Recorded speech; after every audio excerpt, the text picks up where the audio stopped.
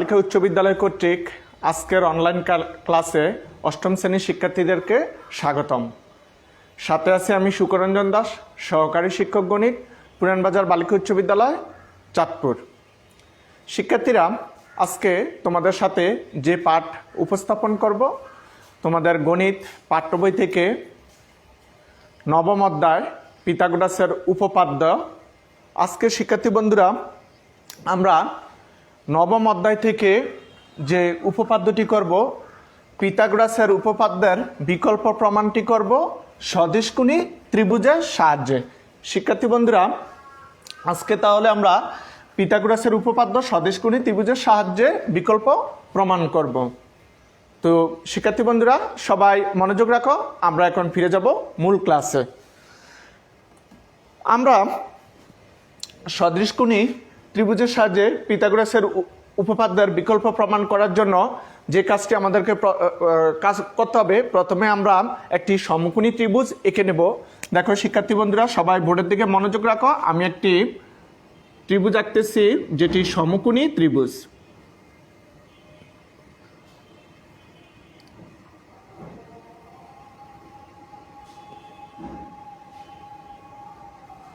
আমরা এখানে একটি এ বি সি, যার সি কোণ হলো এখানে সমকোণ।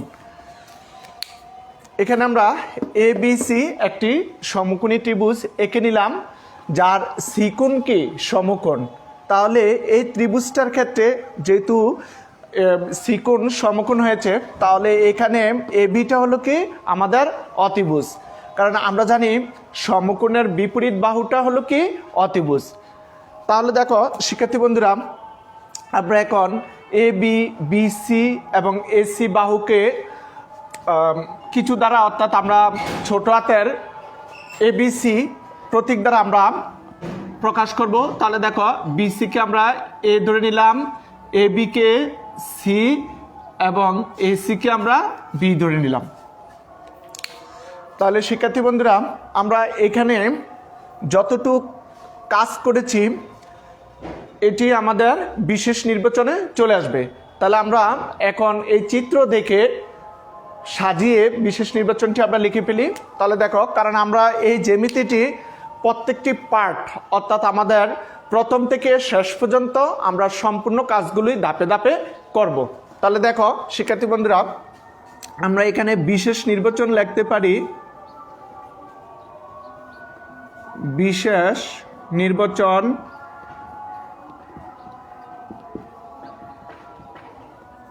বিশেষ নির্বাচন কি লিখতে পারি? এবিসি একটি কি সমকোণী ত্রিভুজ। তাহলে আমরা লিখতে পারি, মনে করি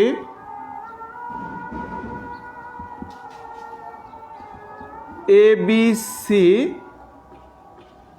একটি সমকোণী ত্রিভুজে।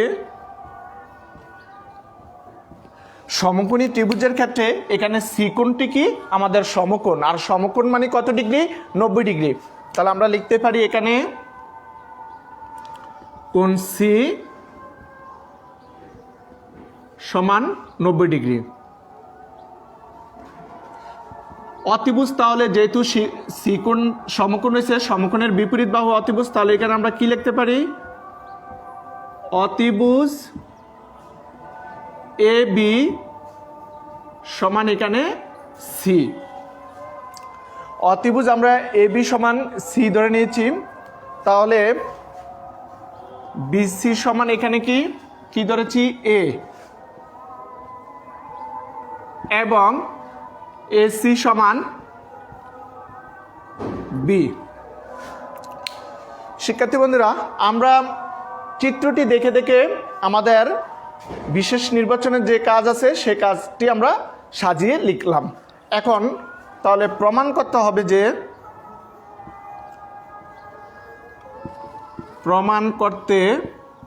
হবে যে অতিভুজের স্কয়ার সমান কি লম্ব স্কয়ার প্লাস ভূমি স্কয়ার। তাহলে আমরা এখানে লিখতে পারি এ বি স্কয়ার সমান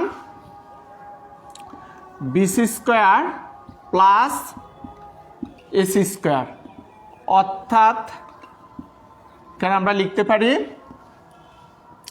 সি স্কোয়ার সমান A square plus B square. শিক্ষার্থী বন্ধুরা, তাহলে বুঝতে পারতেছ আমরা পিথাগোরাসের সূত্রের প্রমাণ করতে হবে যে আজকে যে প্রমাণের কাজটা আমরা করে বের করব সেটি হলো এ বি স্কোয়ার সমান বিসি স্কোয়ার প্লাস কি এসি স্কোয়ার, অর্থাৎ এখানে সি স্কোয়ার সমান A square plus B square আমরা লিখতে পারি। আমাদের একটু অঙ্কনের কাজ করতে হবে, যেহেতু সদৃশকোণী ত্রিভুজ বলা হয়েছে তাহলে এখানে আমাদের ত্রিভুজ কয়েকটি হবে। তাহলে দেখো আমরা এখানে অঙ্কনের কাজ করব। অঙ্কন, দেখো অঙ্কনের কাজ আমরা কি করতে পারি শিক্ষার্থী বন্ধুরা, আমরা এখানে সি বিন্দু থেকে এ বির উপর একটি লম্ব আঁকবো, সি বিন্দু থেকে অতিভুজ কার উপর, অতিভুজ এ বি এর উপর একটি লম্ব আঁকবো, আর সেই লম্বটির নাম আমরা এখানে সি এস দিতে পারি, সি এস। দেখো তাহলে এই লম্ব রেখাটি দ্বারা আমাদের অতিভুজ এ বি বাহুটা দুটি অংশে বিভক্ত হয়েছে। একটি অংশ হলো এ এস, আরেকটি হলো কি বি এস।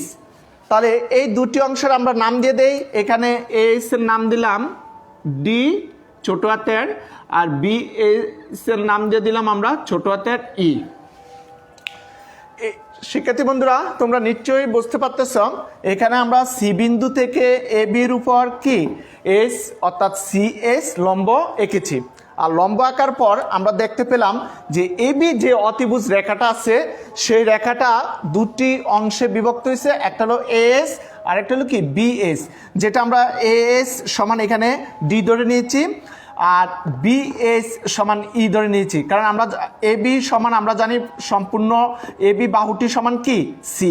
এটি দুটি অংশে বিভক্ত হওয়ার পর আমরা আবার দুটি অংশের নাম দিয়ে দিয়েছি।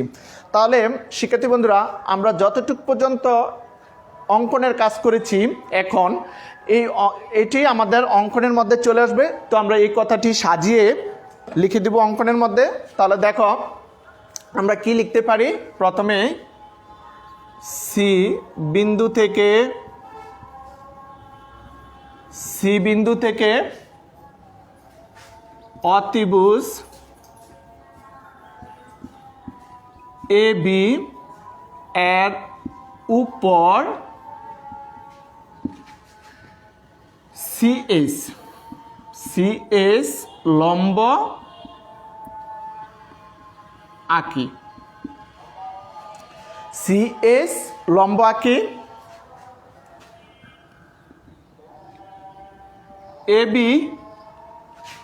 এ বিটা কি অতিভুজ, তাহলে এ বি অতিভুজ এস বিন্দুতে ডি ও ই অংশে বিভক্ত হলো। অর্থাৎ আমরা অঙ্কন যেভাবে করেছি ঠিক সেই কথাটিকে আমরা সাজিয়ে এখানে অঙ্কনের মধ্যে লিখে দিয়েছি। তাহলে শিক্ষার্থী বন্ধুরা, আমাদের বিশেষ নির্বাচনের এবং অঙ্কনের কাজ এখানে কমপ্লিট হয়ে গেল। এখন আমরা চলে যাব প্রমাণে। আমি এটি মুছে নিব, তোমরা অবশ্যই নিচে লিখবা তোমাদের খাতায়। এখন আমরা যে কাজটি করব, আমরা এখন প্রমাণের কাজ করব। প্রমাণ। এখন দেখো শিক্ষার্থী বন্ধুরা, আমাদের এইখানে আমরা এ বি সি শুরুতে লিখেছিলাম, এটি একটি সমকোণী ত্রিভুজ। সম্পূর্ণ ত্রিভুজটি যার সিকোণ কি ছিল, সমকোণ ছিল। এখন দেখো এখানে বিএসসি এটিও একটি কি সমকোণী ত্রিভুজ উৎপন্ন হলো, কারণ যেহেতু সিএস লম্ব অর্থাৎ সিএস রেখাটা 90 ডিগ্রি অ্যাঙ্গেলে আছে, তাহলে এই পাশের যে কোণটি আছে এটি একটি কি কোণ উৎপন্ন করে, সমকোণ উৎপন্ন করে। তাহলে এখানে বিএসসি এটি একটি কি ত্রিভুজ, এটি একটি সমকোণী ত্রিভুজ উৎপন্ন হয়। আবার দেখো শিক্ষার্থী বন্ধুরা, আমি আরেকটু বুঝিয়ে নেই। এখানে দেখো এ সি এইচ, এটিও একটি সমকোণী ত্রিভুজ উৎপন্ন করে যার এইচ কোণটি কি সমকোণ। তাহলে দেখা যাচ্ছে এখানে আমরা এই একটি সমকোণী ত্রিভুজ উৎপন্ন হয়েছে, এই একটি সমকোণী ত্রিভুজ উৎপন্ন হয়েছে, আবার এই পুরো সম্পূর্ণ ত্রিভুজটি একটি কি সমকোণী ত্রিভুজ। আমরা প্রথমে যে কাজটি করব সেটি হলো এই বিএসি এই ত্রিভুজটাকে এই পুরা এবিসি এই ত্রিভুজটার সাথে তুলনা করে কাজ করব। তারপর আবার আমি স্টেপগুলো একটু বলে নিতেছি। তারপর আমরা পরবর্তী স্টেপে যে কাজটি করব সেটি হলো আমরা এই যে এএসি এই ত্রিভুজটিকে আমরা আবার এবিসি এই পুরো সম্পূর্ণ ত্রিভুজটির সাথে তুলনা করে কাজ করব। তো শিক্ষার্থী বন্ধুরা, তোমরা মনোযোগ রাখো, তাহলে দেখবা তোমরা খুব সহজে বুঝতে পারবে, কারণ আমি প্রত্যেকটি লাইন লিখব এবং পাশাপাশি বুঝাবো। তাহলে আমরা প্রথমেই এই ত্রিভুজটির সাথে এবিসি ত্রিভুজটির সাথে কাজ করব। তাহলে দেখো এখানে আমরা প্রথমেই কি লিখতে পারি,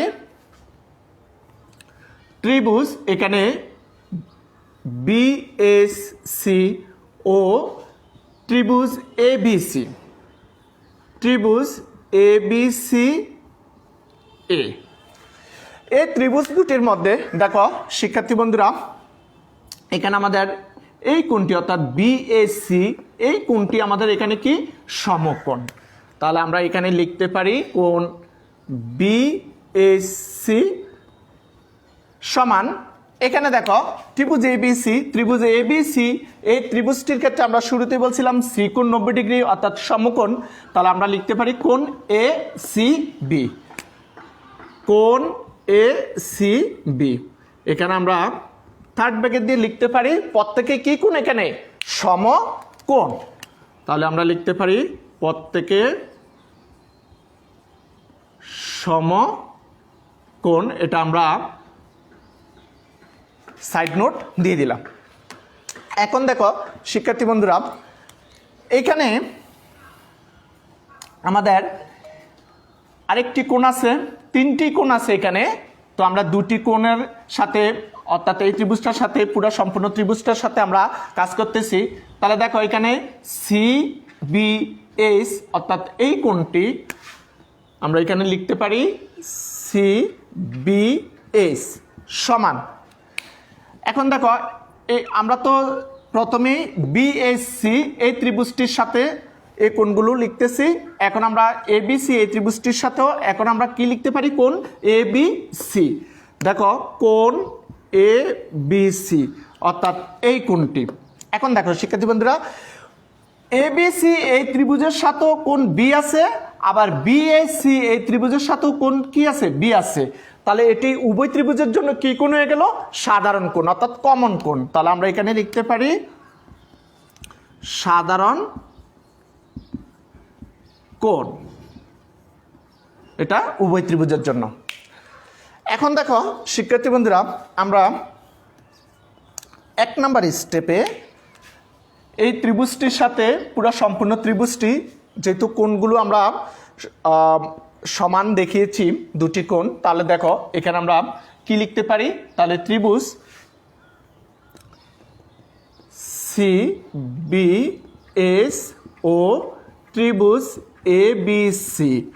আমি একটু রেড পেন দিয়ে এখানে লিখব সদৃশ। দেখো যেহেতু শিক্ষার্থী বন্ধুরা আমরা সদৃশকোণী ত্রিভুজের সাহায্যে কাজ করব, এখানে দেখো সদৃশকোণী ত্রিভুজের ক্ষেত্রে দুটি ত্রিভুজের ক্ষেত্রে অনুরূপ কোণগুলো সমান হয় এবং অনুরূপ বাহুগুলোর অনুপাত সমান হবে। তাহলে দেখো যেহেতু এখানে ত্রিভুজ সি বি এস এবং ত্রিভুজ এ বি সি অর্থাৎ এই ত্রিভুজটিকে পুরো সম্পূর্ণ ত্রিভুজটির সাথে নিয়ে কাজ করতেছি, এখানে আমরা সদৃশ লিখেছি। যেহেতু সদৃশকোণী ত্রিভুজের সাথে আমরা কাজ করতেছি, তাহলে সদৃশ যেহেতু সদৃশ এখানে দেখিয়েছি, তাহলে আমরা লিখতে পারি অনুরূপ বাহুগুলোর অনুপাতও কি হবে সমান হবে, অনুরূপ বাহুগুলোর অনুপাত। তাহলে দেখো এখানে অনুরূপ বাহুগুলোর অনুপাত বলতে এখানে আমরা এই প্রথম ত্রিভুজটির ক্ষেত্রে এখানে অত্রিভুজ আছে কি বিসি। দেখো আমরা এখানে লিখতে পারি তাহলে এখানে সি বি এস এই ত্রিভুজটির ক্ষেত্রে অতিভুজ কি এখানে বিসি।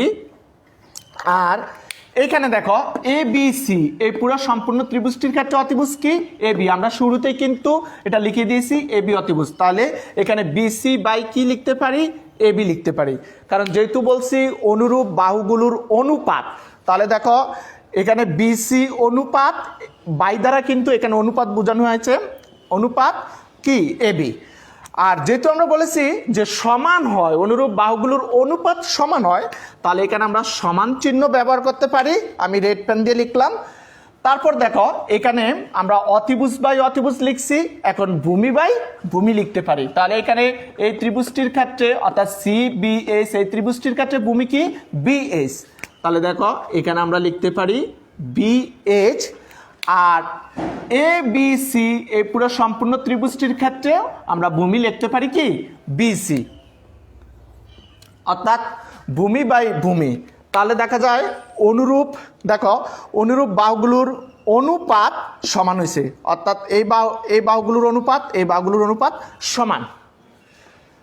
এখন দেখো শিক্ষার্থী বন্ধুরা আমরা এখানে লিখতে পারি বিসি। বিসি সমান এখানে আমরা কত ধরেছি বিসি সমান হলো এ আমাদের। আর এখানে এ বি সমান কি ছিল সি সমান। এখন দেখো শিক্ষার্থী বন্ধুরা বিএস আমাদের বিএস সমান কি ই। আর এখানে বিসি সমান কত এ। এখন আমরা যদি কোনাকুনি গুণ করি এস স্কোয়ার সমান এর সাথে এ গুণ করলে স্কোয়ার সমান সি ই। এটাকে আমরা 1 নং সমীকরণে রেখে দিলাম। শিক্ষার্থী বন্ধুরা তোমরা নিশ্চয়ই বুঝতে পেরেছ সদিশকোণী ত্রিভুজের ক্ষেত্রে যে তথ্যগুলো আছে সেই তথ্যগুলো এখানে আমরা ব্যবহার করেছি। তো সেই তথ্য নিয়ে আমরা এখানে এই দুটি ত্রিভুজের সাথে তুলনা করে আমরা এ স্কোয়ার সমান সিই পেয়েছি, যেটা আমরা 1 নং সমীকরণে রেখে দিলাম।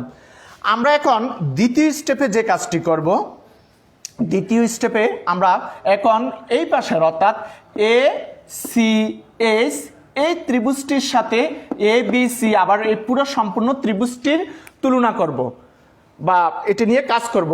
আমি শুরুতেই বলে দিয়েছিলাম তোমাদেরকে যে আমরা কিভাবে কাজগুলো করব, সেই ধাপগুলোই এখানে চলে আসতেছে। তাহলে দেখো আমরা এখন 2 নাম্বার স্টেপে লিখতে পারি ত্রিভুজ এসিএস ও ত্রিভুজ এবিসি আবার সম্পূর্ণ ত্রিভুজটির সাথে আমি আবারও লিখতেছি সদৃশ। আমরা লিখলাম সদৃশ। যেহেতু এখানে সদৃশ হয়েছে সেহেতু অনুরূপ বাহুগুলোর অনুপাতও কি হবে সমান হবে। আমরা ঠিক প্রথম স্টেপটা যেভাবে কাজ করেছি এখানেও আমরা সেভাবেই লিখব। তাহলে দেখো আমরা এখানে এসিএস এই ত্রিভুজের ক্ষেত্রে যেহেতু এস বিন্দুতে সমকোণ, তাহলে অত্রিভুজ কি এখানে এসি অত্রিভুজ। আর এই পুরা এবিসি সম্পূর্ণ ত্রিভুজটির ক্ষেত্রে অতিভুজ কি ছিল এবি, অতিভুজ অনুপাত অতিভুজ সমান।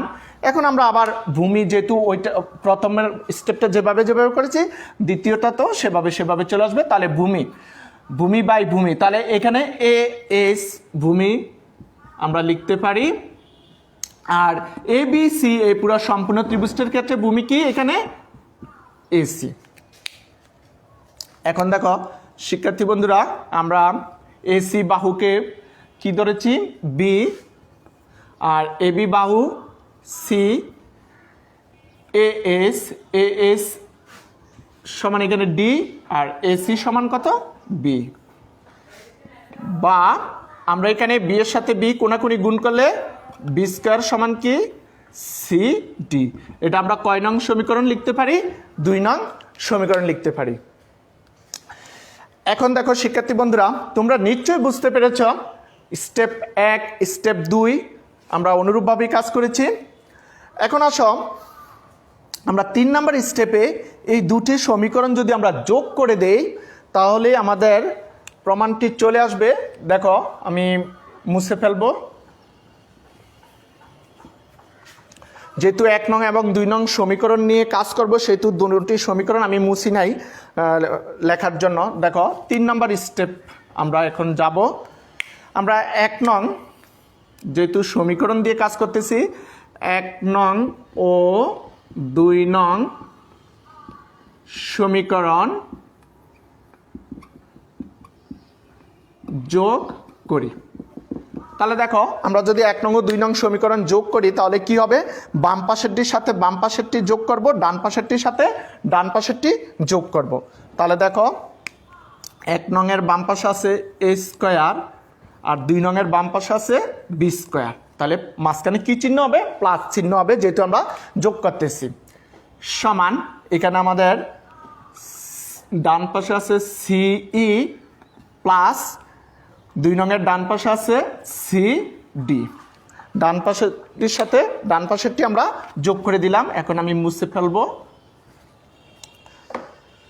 দেখো শিক্ষার্থী বন্ধুরা, a square plus b square যেভাবে আছে ঠিক সেভাবে থাকবে। এখান থেকে আমরা c কমন নিতে পারি। c কমন নিলে e প্লাস d হবে, বা a square plus b square সমান c ইন্টু, এখানে আমরা c লিখতে পারি কারণ এখানে e প্লাস d। দেখো e প্লাস d বলতে e প্লাস d আর d প্লাস e একই, অর্থাৎ এখানে e হলো bs আর d হলো কি as, এই দুটোটির যোগফল যেহেতু মাঝখানে প্লাস আছে। তাহলে এই দুটোটির যোগফল বলতে এ পুরো এবি বাহুকে বোঝানো হয়েছে। আর এবি বাহুকে আমরা কি ধরেছিলাম প্রথমে শুরুতে c, তাহলে আমরা e প্লাস d সমান এখানে c লিখতে পারি। আমরা সূত্রাঙ্ক দিয়ে এখানে লিখে দিলাম e প্লাস d বা d প্লাস e সমান আমাদের কি c। এটা হলো e। তাহলে দেখো শিক্ষার্থী বন্ধুরা, আমরা এখানে কি লিখতে পারি, a square plus b square সমান c স্কয়ার। অর্থাৎ আমাদের যে প্রমাণটি ছিল সদিশকোণী ত্রিভুজের সাহায্যে পিথাগোরাসের উপপাদ্যের বিকল্পের প্রমাণ, আমরা শুরুতে লিখেছিলাম ab স্কয়ার সমান কি bc square plus ac square, অর্থাৎ দিয়ে লিখেছিলাম c স্কয়ার সমান a square plus b square. তাহলে দেখো এখানে আমরা সাজিয়ে লিখতে পারি, আমি রেড পেন দিয়ে লিখে দেই।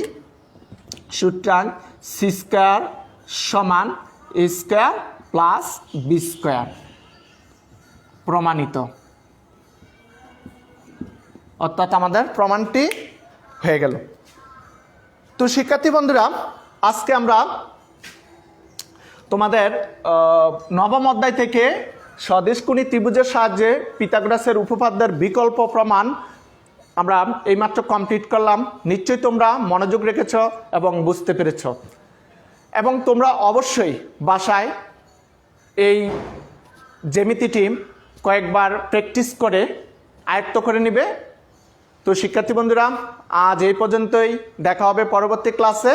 সবাই ভালো থাকবে, সুস্থ থাকবে, সবাইকে ধন্যবাদ।